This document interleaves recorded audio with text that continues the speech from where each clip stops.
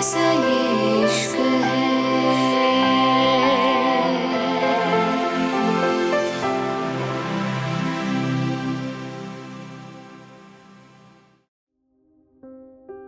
Palace.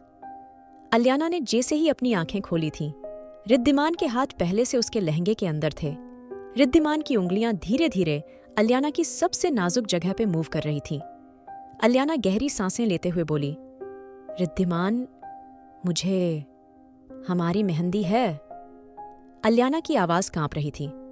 उसके हाथ रिद्धिमान के कांधे पे कस चुके थे। जब रिद्धिमान उसके कान के पास किस करते हुए धीरे से बोला, अलियाना, जब मैंने तुम्हें मना करा था, तुम वहां किस लिए गई थी? और तुमने वहां जाके क्या करा? मुझे जवाब चाहिए। रिद्धिमान की बात पे अलियाना गहरी गहरी सांसें लेते हुए बोली, मुझे बर्दाश्त नहीं तुम्हारे करीब और कोई आए।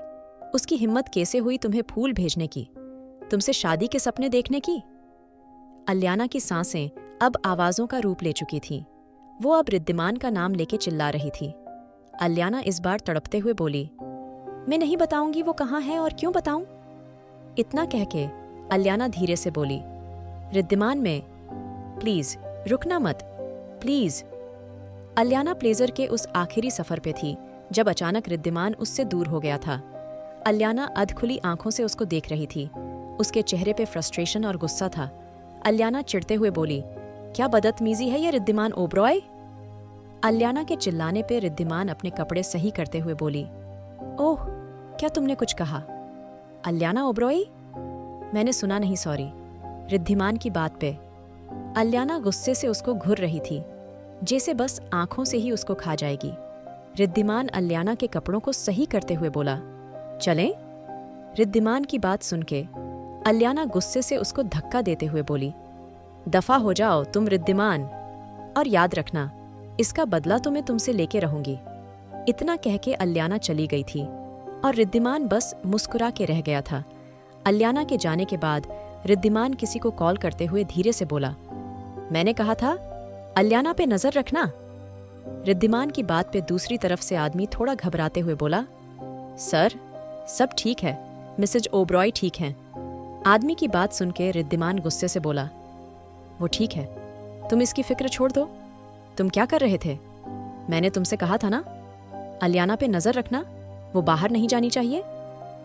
रिद्धिमान की बात पे दूसरी तरफ से जल्दी से आवाज आई थी, सॉरी सर, लेकिन हमें मिसेस ओबरॉय ने कहा था आपको इस बारे में ना बताए, और वो खुद उस इंसान को सजा देना चाहती थी, सॉरी सर। उस आदमी की बात सुन के रिद्धिमान ने गुस्से से कॉल काट दिया था।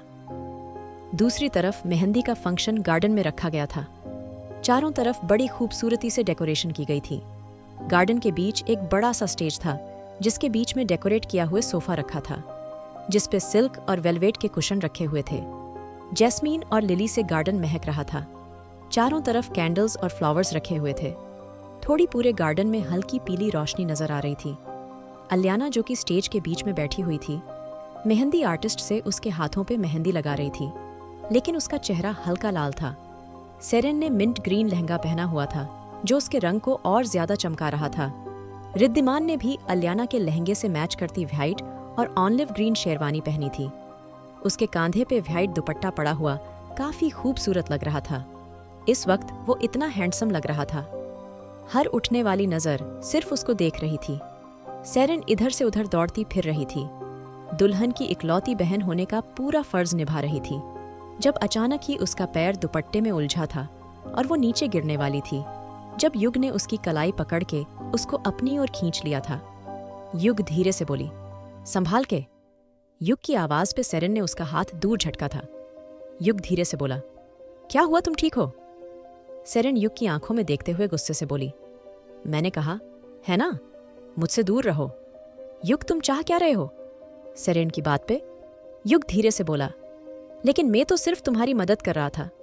सेरेन, तुम अभी नीचे गिर जाती, तुम्हें चोट आ सकती थी। युग की बात पे सेरेन गुस्से से बोली, सो व्हाट, गिर जाती, चोट आ जाती तो? मैं देख रही हूं, युग, तुम जो करने की कोशिश कर रहे हो उसका कोई मतलब नहीं है। बेवजह मेरे पीछे घूमना बंद कर दो तुम। सेरेन की बात अभी पूरी नहीं हुई थी जब युग उसको दीवार से लगाते हुए उसका मुंह बंद करते हुए बोला, शट। अब बहुत बोलती हो तुम। तुम्हें सुनाई दिया? मैंने क्या कहा? तुम्हें चोट लग सकती थी, तुम नीचे गिर सकती थी। और उससे भी जरूरी बात इतना कह के युग ने सेरेन को और ज्यादा अपने करीब खींचा था। और इससे पहले सेरेन कुछ समझ पाती, युग ने उसकी खूबसूरत कमर पे अपनी उंगलियां रखी थीं और धीरे से उसके ब्लाउज की डोरी को खींच के बांध दिया था। सेरेन की आंखें कस के बंद हो गई थीं। युग धीरे से बोला, देखो सेरेन, में ना तो तुम पे कोई जबरदस्ती कर रहा हूं, ना ही तुम्हें कुछ कह रहा हूं, लेकिन जो गलत है वो मैं गलत तो नहीं होने दे सकता। और हाँ, मैं घुमा फिर के बात नहीं करता। मैं सीधी बात करना पसंद करता हूं, और सीधी बात यह है, मुझे तुम पसंद हो। मैं नहीं कह रहा तुम मुझे जबरदस्ती पसंद करो। युग की बात पे सेरेन धीरे से बोली, थैंक यू सो मच मेरी मदद करने के लिए, लेकिन ना तो तुम मुझे पसंद हो और ना कभी होगे। मैं पहले ही और किसी को अपना दिल दे चुकी हूँ और किसी की हो चुकी हूँ, इसलिए अपने दिल से ये बात निकाल दो। सेरेन की बात पे युग धीरे से बोली, ठीक है, लेकिन अब वो इंसान तुम्हारी जिंदगी में नहीं होगा, है ना? अगर होता तो तुम्हारी आंखें इतनी खाली ना होगी। देखो सेरेन, मुझे तुम्हारे पास्ट के बारे में नहीं जानना और ना मैं जानना चाहता, लेकिन तुम मुझे खुद को पसंद करने से नहीं रोक सकती। प्यार जैसा लफ्ज मेरी जिंदगी में नहीं है और ना मैं तुम्हें फोर्स कर रहा। बस तुम मुझे अच्छी लगती हो और मुझे खुशी होगी अगर तुम भी मुझे एक दोस्त की तरह मानोगी। युग की बात पे सेरेन गुस्से से आगे बढ़ गई थी। युग धीरे से उसके लहंगे का दुपट्टा पकड़ते हुए बोला, किसी ने तुम्हें बताया तुम आज कितनी खूबसूरत लग रही हो? युग की बात पे सेरेन बिना कुछ कहे आगे बढ़ गई थी। वहीं दूसरी तरफ सारा और जिहान दिनों अलियाना और रिद्धिमान को देख रहे थे, जो शायद किसी बात पे लड़ रहे थे, लेकिन लड़ते हुए भी दोनों बेहद खूबसूरत लग रहे थे। सारा जिहान का हाथ पकड़ते हुए धीरे से बोली, कितनी प्यारी जोड़ी है ना? सारा की बात पे जिहान उसके सर के चूमते हुए बोला, हाँ मैं जानता हूँ। रिद्धिमान अलियाना के लिए बेहतर नहीं बेहतरीन इंसान है, जो चीजें में अपनी बेटी को नहीं दे पाया, वो रिद्धिमान ने उसको दी है। हमारी खैर मौजूदगी में उसका ख्याल रखेगा। मुझे खुशी है, रिद्धिमान अलियाना का हमसफर है। जिहान की बात सुन के सारा धीरे से बोली, मुझे उम्मीद नहीं थी। अलियाना की जिंदगी में कोई तुम्हारे जैसा ही आएगा। अलियाना की लाइफ बहुत अच्छी है, अब सब ठीक है, और अगर कभी कोई मुसीबत आई भी तो रिद्धिमान उसको अपनी जान से ज्यादा चाहता है। वो हमारी बेटी को हमेशा खुश रखेगा। लेकिन सेरेन, इतना कह के सारा खामोश हो गई थी जब जिहान धीरे से बोला, सारा अभी सेरेन की उम्र भी नहीं इन सब में पढ़ने की। जिहान की बात पे सारा धीरे से बोली, लेकिन हमारी बेटी युवान से मोहब्बत करती है। जिहान, मुझे दुख होता है उसको इस हालत में देख के। सारा की बात पे जिहान उसका हाथ पकड़ते हुए बोला, सारा, प्यार और मोहब्बत के लिए हम किसी को फोर्स नहीं कर सकते। तुम ये बात बहुत अच्छे से जानती हो। गलती सेरेन की थी, उसने युवान की लाइफ, उसका फ्यूचर सब बर्बाद कर दिया। और अगर युवान सेरेन से मोहब्बत नहीं करता तो हम दोनों उस पे जबरदस्ती तो नहीं कर सकते ना? जिहान की बात पे सारा ने सर हिला दिया था। तभी जिहान धीरे से बोला, मुझे उम्मीद है सेरेन को भी अच्छा लड़का जरूर मिलेगा। तुम उसकी फिक्र मत करो, हमारी बच्ची बहुत ज्यादा स्ट्रांग है। इतना कह के जिहान ने सारा की आंखों में देखा था और सारा ने सिर्फ गर्दन हिला दी थी।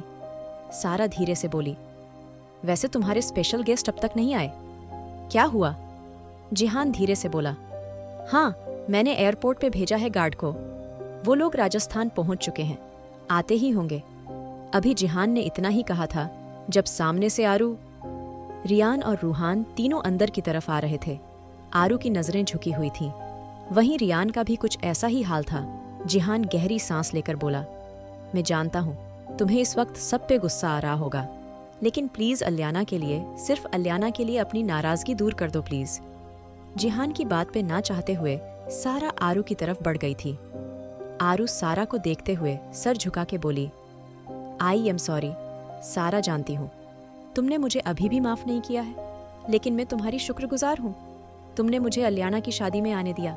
प्लीज हो सके तो मुझे माफ कर दो, मैं सच में अपनी गलती के लिए शर्मिंदा हूँ। मैं तुम्हारे पैर पकड़ती हूँ, प्लीज मुझे माफ कर दो। आरू की बात सुन के रियान धीरे से बोला, जिहान, जानता हूँ मैं इस लायक नहीं तुझसे माफी मांग सकूं, लेकिन फिर भी मैं अपनी बीवी की गलती की माफ़ी तुझसे मांगता हूँ। आरू तब से एक रात नहीं सोई। वो हर रात खुद को कोसती है, तड़पती है। प्लीज़ उसको माफ़ कर दो।